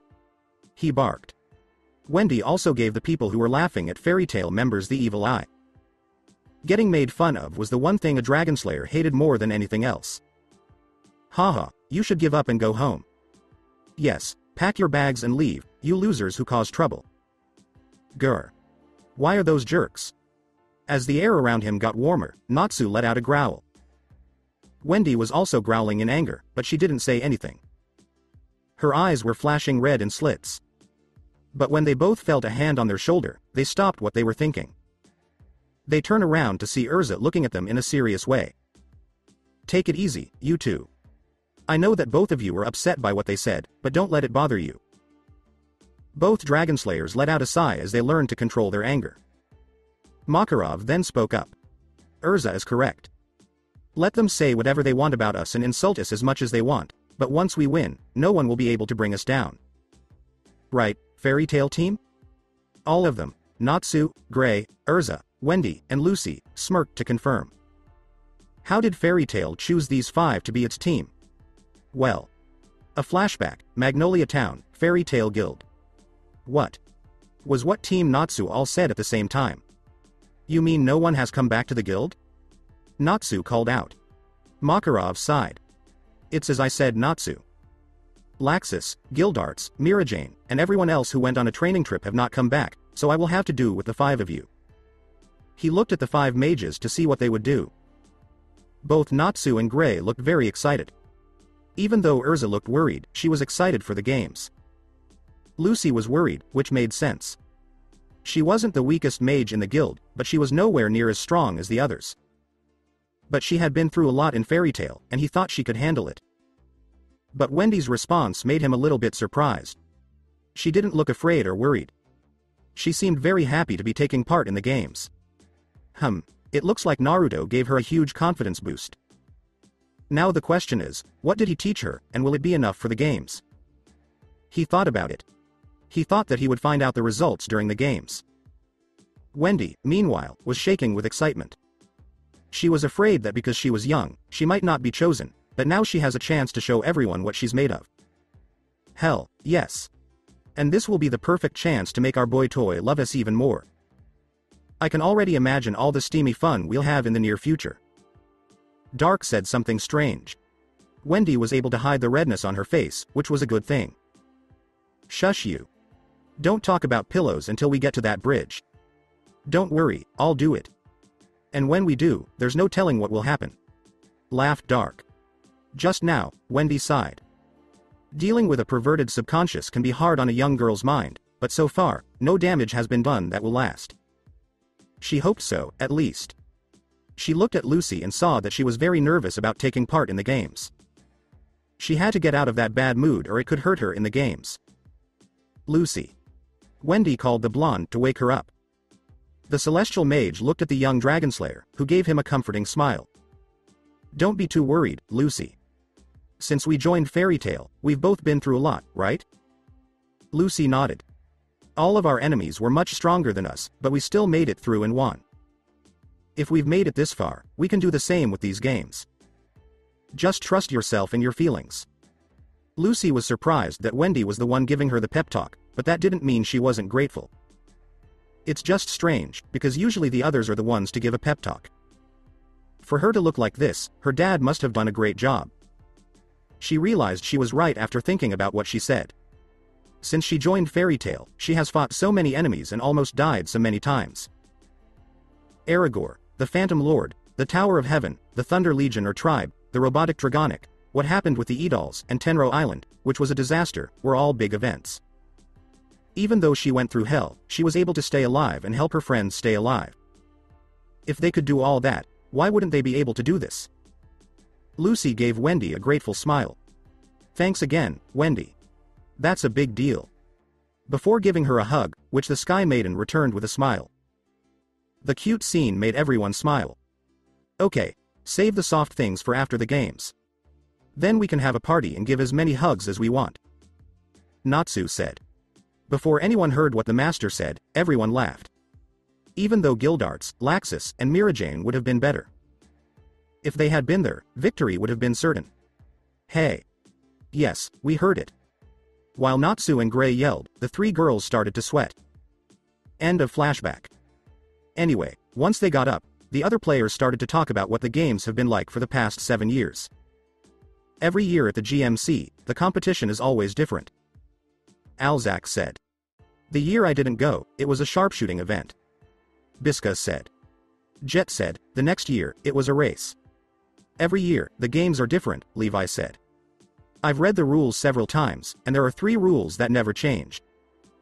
Team Fairy Tail paid close attention as the rules were given. First of all, the guildmaster can't play the games. Makarov said, oh, well.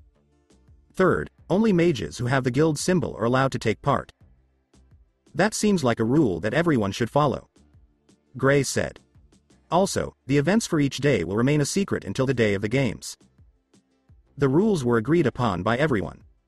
All of them seemed to be very easy to do. Wendy noticed that Levy hadn't said anything about the special rule for this year's games. She or the master probably want to keep it a secret so that everyone can be surprised. Dark said. Wendy agreed with that assessment in her mind, since the master sometimes used theatrics. Oh. Levy spoke out of the blue, which made everyone pay attention. Levy-chan, what is it? Lucy spoke up. There's one more thing I'd like to say at the end. By midnight tonight, everyone who is taking part in the games must be at the place where they are staying. Midnight? Everyone asked. Lucy said, it's just like the Cinderella story. We've still got plenty of time. Natsu said something and then grabbed Lucy and Happy. Then, Natsu, Lucy, and Happy started to run away. Since we've come all the way to Fiore's capital city, we might as well check it out while we're here. Natsu screamed happily, Lucy followed him happily, and Happy said, aye, sir. Julia and Gray went in one direction, Levy and the rest of the group went in another, Wendy and Carla went in a different direction to look around, and Urza walked to the lodge. A place to stay for each team. Whispered to herself. Why do you think we all have to be there by midnight? Will there be a practice round or something before the games begin? Also, Jelal said that evil power would show up every year. What could it be? Urza kept thinking about all of this as she went to where her team was staying. She calmed down quickly and then sat down to look over the rules again with her wind-reading glasses. It's an hour until midnight. Wendy and Carla were exploring Castle Mercurius's garden. Wendy was awestruck by how beautiful the flowers around the castle were. Even Dark liked what she saw. Hey, even a perverted subconscious can enjoy life's little pleasures. Carla, this is a great place. I could look around the gardens for a month and never get tired of it. Yes, I do. I wonder what the king and princess are like as people, she said. Me too. I wonder if he's got a mustache? Wendy inquired. Most likely, said the Exceed. They didn't know it, but a small black imp was watching them. It laughed in a mean way before moving toward its target. Wendy, now that we are alone, I think it's time for us to talk. Carla's voice was serious as she said it. Wendy gave her partner a blank stare. What do we talk about? She asked, even though she knew what was going on. Carla was angry that Wendy didn't seem to notice her. Wendy, I'm talking about your dad. She spit out the word, father, as if it were poison. This made Wendy glare at her neighbor while Dark mumbled to herself in her head. Seriously? She's still going on with this? Ah, I know my dad isn't perfect, but this disrespect for him is starting to make me mad. Dark snarled. He was sick and tired of the way Carla treated their dad. Gasp, I know. I'm just as angry as you are, Dark. Since the first time she met him, she's been like this, and it's gotten worse since we found out he was my dad. Now, she has made it her goal to make his name look bad. Dark soft. Our partner still thinks we are a weak, insecure child who is afraid of her own shadow. She needs to realize that we're growing up and accept that, because if she tries to stop us from spending time alone with our boyfriend and girlfriend, I'm bringing out the gloves and putting her in her place. Wendy's mind was full of dark noises. Wendy sighed because she knew that her dark side was right.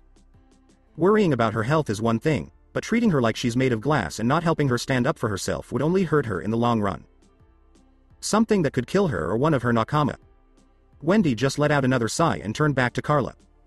Listen, Carla, if you want to say something, just say it. Carla seems to be getting even angrier. Tell me everything you did with that stranger while I was gone for 3 months. Wendy seemed upset. First of all, Carla is his name. So you could use it to talk to him. Second, he's not some random person. He's my dad. Carla was getting more and more upset. That man hasn't done anything to deserve that name. How has he helped you? He comes to see you every now and then, makes small talk, gives you a few gifts, and then just leaves. Until he comes back, we never hear from him again. Isn't that kind of strange?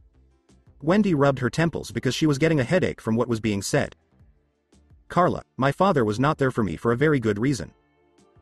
And when he thought about what else he could do, this was his best option at the time. Carla just laughed at me. Decent reason? Did he tell you that? Then tell me, what could be the reason for that? Wendy turned and looked at her. Yes, he did have a good excuse. I told him I wouldn't tell you, so I won't. Carla looked angrier. Tell me how you know that he wasn't lying. This time, Wendy looked angry, and she could tell Dark was getting tired of this conversation. Trust me, I know he wasn't lying since he couldn't, because he couldn't. You must believe me on this. Carla was looking enraged. Trust? You expect me to trust you? You've been keeping secrets from us ever since we got back. He'll never talk about your dad in front of you. But why now? You were with him for 3 months, and you can't stop talking about it. How do we know he isn't trying to make you forget about Fairy Tail? Wendy had to drop her jaw when she heard that crazy claim.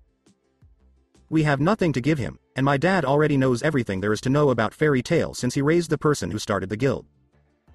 Before she could answer, she felt her magical power start to fade. Before she knew it, she was on her hands and knees, breathing heavily. She looked over and saw that Carla was in the same situation, but her situation seemed worse because she had less food.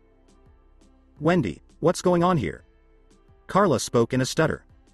Wendy had trouble getting her words out. Our magical power is being drained. Okay, who the hell is messing with us? Dark roared in anger. Wendy was also getting angry, so she quickly tried to figure out who had attacked her. She was shocked when she felt 5 magic signatures. Wendy gave the direction where the sources were hiding a hard look. I know you're around. So come out in the open, you cowardly scumbags. Wendy words. And don't make the enemy angry. Wendy just gave her a look that said, are you kidding me? Dark's look was just like hers.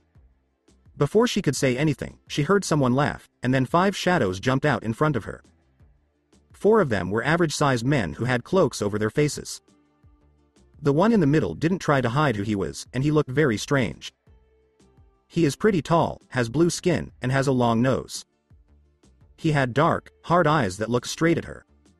The same imp from before was sitting on his shoulder, grinning evilly. Guys, look what we have here. It's the fairy tale girl who kills dragons. Look at her, she's just as cute in person as she is in her pictures. One of the people in cloaks said. What are you guys up to? Carla cried out. All of the men laughed. Our master had a message for your guild. But, you know, leaving her like this would be a shame. We might be able to have fun with her. He gave Wendy a look of desire that made her skin crawl. Oh hell no. I won't let any of these scumbags touch us. This is for our boyfriend and girlfriend. Let me out, Wendy. Wendy gave the sick people in front of her a hateful look. Her father told her that there are bad people in the world and that she might have to fight or even kill some of them. This made Wendy's mind grimace. When she was learning to be a ninja, her father told her what it meant to be one. They were shadow agents who always hid in plain sight and attacked when the enemy was most weak. Their jobs were not for people who were easily scared, because they had to do things that most people would not do. The biggest one being killing. Usually, it was against the law for one mage to kill another. But the Magic Council has decided that an S-ranked mage can kill, as long as they follow a few rules. Aside from that, non-S-rank mages were only allowed to kill someone if they were a wanted mage with a bounty that said killing was okay or real Dark Guild mage. If the mage didn't follow these rules, they would be persecuted until they were caught, tried, and put in jail. But killing was never an easy thing to do, no matter what the reason was. It was one reason why Naruto didn't want to teach her how to be a shinobi. Because he would have to teach her how to kill. He didn't want to do this because he didn't want to make her a copy of himself.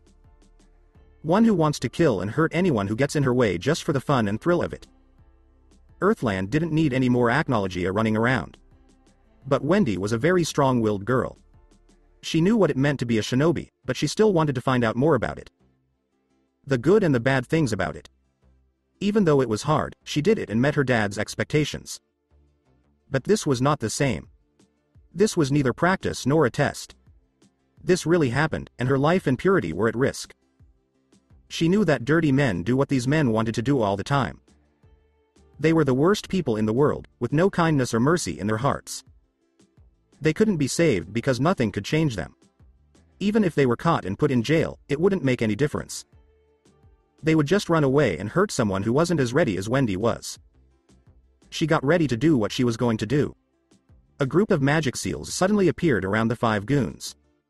5 ethereal, light blue knights, each holding a sword, rose from the seal. They were all around 10 meters tall. Think about the knights from RWBY. Well. It looks like Dad decided to give a hand. I guess he thought our crystal link was off.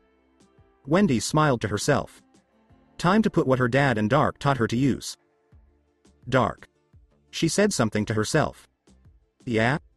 She gave her answer. Get ready to give me the boost I need to tear these jerks apart and send a message to their boss. A message from Fairy Tail to not mess with anyone, especially a dragon slayer. Dark smiled in a bad way. Oh hell yes, let's show them not to fuck with us. The men were getting ready to fight with the knights when they all felt a dark presence in the garden. All of them stopped moving because of the dark, powerful energy they felt. It felt even darker than anything their master could do at his best. Then everyone felt another pulse of power, and they all knew where it came from. When they find out where this power is coming from, they can't believe it's coming from Wendy of all people. Even Carla, who was barely awake, couldn't believe that Wendy could make something so awful. You know. She said in a dark voice that made everyone in the room shiver. The worst thing you can do is to poke a sleeping dragon. Her voice got much more malevolent, scaring her audience even more. When she looked up at them, they all stepped back to see what she was looking at. A dark, purple aura was forming around Wendy from behind. It started to look like a monster with 9 tails flapping around. The creature looked down at the weak ninjas with its blood-red eyes. Carla was scared as she looked at Wendy before she finally passed out. Even the dark imp was scared because it didn't know what it was seeing. The imp only knew that it was dangerous and made him think of his true master too much. In a magic circle, the imp and its blue champion quickly vanished. The others were about to do the same thing until Wendy and a few wind clones caught them. Everyone was giving them the evil eye. Oh, you don't. You have no right to run away after saying you'll hurt me. Now scream so I can hear you. She let out a roar as she attacked the scumbags. As they screamed into the night, the last thing those men saw were red eyes. The group didn't know that there were 2 people who watched the whole thing and then left. 30 minutes until midnight. Urza was mad at her friends, who had just made it to the party before midnight. It's almost midnight, where the hell have you idiots been? She said with authority. Lucy was nervously laughing and said that some unexpected things had kept them busy. For some reason, both Natsu and Happy looked very angry. Gray looked totally worn out. He said, I had to deal with an annoying situation involving Juvia. He had been dragged around the capital by Juvia so that he could see some of the sights. He would admit that he liked spending time with her, even though she could be crazy at times, especially when he was with another girl she thought of as a love rival. But when he saw Leon flirting with her, it bothered him a lot. Even though he knew why, he wouldn't admit it. The question seems to make Natsu and Happy even more angry. What's up? Well, while they were walking around town, they met Sabretooth, Sting, and Rogue, who had killed dragons. As expected, they had nothing in common. The 2 superior dragon slayers said they were the 3rd generation and that even Acnologia would be afraid of their power. Natsu said that he could feel their magical power and that, compared to Acnologia, it was like a drop of water in the ocean. Acnologia only had to sneeze once to tear them to pieces, and trying to fight that dragon was a suicide mission. This made the 2 angry, but they smirked arrogantly and said they were true dragon slayers because they had killed their dragons. Natsu was shocked and angry that these 2 were so proud of killing their parents. Before he did something dangerous, he decided to leave and dragged Lucy and Happy with him. Natsu did say something to the 2 as she left. He said that when they face each other, he would show them who the real dragon slayers are. They smiled to show that they were up for the challenge. And he was still mad about those arrogant jerks. Happy was mad because Lecter, one of the guys who worked with Sting, kept making fun of him, and he wanted to show that damn cat that he was wrong. Urza just sighed in disgust at their behavior and told them to wait until the tournament to let off steam. The door to their room then opened, and Lisana and Elfman walked in. When Natsu saw the youngest of the takeover trio, his mood changed completely. Lisana. He shouted as he ran into the room and gave her a big hug. Lisana just laughed and gave her best friend and secret crush another hug. Except for Lucy, everyone laughed and smiled at what the 2 did. When Lucy saw Natsu hug Lisana so lovingly, she didn't feel right. She felt a pit in her stomach, but she decided to ignore it for now. The takeover siblings said that they had just gotten back from a training trip and were very excited for the games. Everyone looked at the clock and saw that there were only 15 minutes left until the games began. People were beginning to worry about Wendy. Where could Wendy possibly be? Urza asked. Could have gotten lost? Natsu asked. Oh no, don't tell me she's with the wrong people. Lucy yelled out as she pictured Wendy in skimpy clothes and black sunglasses. Gray just dripped sweat. Does every writer have such an overactive mind? Don't worry so much, guys. I'm sure that she's just late. Lisana said. When the door suddenly opened, everyone turned to see the person they had been waiting for. Hey, Wendy, what took you so long? As soon as they saw how Wendy looked, the question died in their throats. Her hair was a mess, and some strands were falling in front of her face. Her dress was torn and dirty in many places. But the most shocking thing to see was that her arms were covered in blood, and there were a few drops on her feet and dress. She held Carla, who was unconscious and didn't seem to be moving. She didn't know what was wrong with her. Wendy? Lucy asked with fear. When Wendy looked up, she gave everyone a cold look that almost made them jump.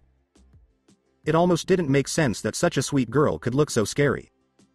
Hey, girl, tone down that look. You're giving your friends the creeps. What Dark told Wendy.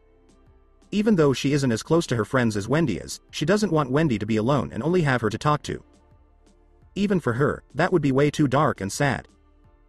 Wendy seemed to come out of whatever trance she was in and shook her head a little. When she turned around, everyone was glad to see that Wendy was back to herself. But that made me wonder what had happened to her. She bowed and said, Hey everyone, sorry for scaring you. Wendy, Urza said. When she looked up, Urza was just staring at her. What happened to you, and why do you have blood all over you? Wendy didn't say anything because she didn't want to tell her anything that might change how they saw her. Oi, have some guts and tell me what happened. Believe me, they won't leave you. Wendy sighed as she got ready for the talk that was about to happen. She walked over and put Carla on the bed. Then she turned around and looked at her friends. Carla and I were walking in the gardens around the castle when we got into a big fight. This made everyone wonder what could have caused the two to fight. They were like Happy and Natsu. We got into a fight about my dad. She has never trusted him, in case you were wondering. She always thought of him as a worthless loser who left her for his own reasons. I never believed that, and I knew he had his reasons, which has always made things difficult between us. That doesn't explain why there was blood, Wendy. Natsu answered back. People from a guild attacked me in the capital. Why did this keep happening to her? Pops are to blame because they taught us how to drop bombshells. Everyone yelled, what? Yeah, when I was training with my father, he told me that in the 7 years since Fairy Tail fell in the rankings, many guilds have grown to dislike us. My dad thinks that one of these guilds is taking part to make everyone in Fairy Tail look bad and hurt them. The news seemed to worry everyone. Which guild is Wendy in? Lucy spoke up. Wendy groaned. My dad believes it's Raventail. This makes everyone's eyes widen. Raventail? They all yelled at once. That's a bad group. Natsu said, they would never show their faces here. No longer. Wendy said something. Again, they all yelled, what? A few years ago, they became an official guild. No one knows why they never attacked us. But my dad thinks that he was hoping the master and the rest of us would come back so he could go after us himself. I don't know what the reason is. And if my dad knew about it, he never let on. He only told me to stay away from them and be very careful around them. This made everyone look very upset. They knew that the master and his son, Ivan, had a lot of trouble getting along. But they never found out why. The master would only say that what he did was bad for the guild and he had to be kicked out. That's all. Even Laxus wouldn't say anything, even if he knew something. But there was a rumor that the three of them had a fight because Laxus's mother had gone missing. This was never looked into to see if it was true. No one dared bring up the woman, though, because it was a very sensitive subject between Laxus and Makarov. Especially for Laxus. The last time Laxus's mother came up, he sent the poor jerk to the hospital for 3 months. But none of this kept Urza from forgetting to ask Wendy the last question. Urza said again, Wendy, that still doesn't explain the blood. Wendy sighed and got ready in her mind for what was about to happen. Before I went off on this tangent, I was getting to that. When we were in the garden, we could feel our magic going away, and when I turned around, I was surrounded by 5 goons. They said this was their master's way of greeting Fairy Tail and telling us something. I kept feeling my magic draining away, and then, when Wendy went quiet, everyone got nervous because they knew she was about to say something important. Wendy, what's going on? Lucy spoke up. When Wendy started shaking with anger and staring at the ground, everyone became even more worried. The members wanted to send you all a much clearer message and have fun with me, he said. Wendy said that as she spit out the last words. Everyone yelled, what? In anger. Soon, everyone started to use their magic powers at the same time. Natsu was engulfed in red-hot flames, the temperature around Grey dropped a few degrees, Lisana and Elfman were partially changing because of their takeover magic, Lucy had a golden Arua around her, and Urza had several cracks appear below her as she released a large amount of her magical power in the form of a crimson aura. They all looked like they were ready to fight whoever this master was. I don't care what happens. If they touch Wendy, there will be blood on their hands as a punishment. And if Raventail was the one who did it, nothing will stop me from destroying them completely. Not Laxus. Not Makarov. No one. Wendy, did they do anything bad to you? Urza asked in a cold whisper that made Grey and Natsu shiver, even though they were very angry at the time. When she shook her head, everyone let out a sigh of relief. Those jerks would never touch me, and you can see how I made them pay for that trick they tried to pull. Everyone nodded. Even though they didn't like that she killed them, they knew that the alternative was much worse, so they understood why she did it. Urza wasn't sure what to do about one thing. Wendy had killed another person. Not just one, but several. But those men told her they would do bad things to her if she didn't fight back. So how could she be mad at what she did? She gave a head shake. She couldn't, though. If she did, she would be a liar, especially considering how much blood she spilled trying to get out of the Tower of Heaven. She would talk to Wendy's father about this, though. She walked over to Wendy and gave her a tight hug, which Wendy gladly gave back. With soft brown eyes, she looked at Wendy. "Wendy, I'm not mad at what you did because I understand why you did it, but you know we have to tell the boss about this." Wendy sighed, then nodded and said, "Yeah, I know." Before anyone could say anything, they heard a huge explosion from outside the window to see a man in the middle of the city with a pumpkin head. It was time for the Grand Magic Games. So that's it for today. I hope you guys enjoyed it. Don't forget to like, share and subscribe to the channel for more awesome stories like this. Thank you. See you all in my next video.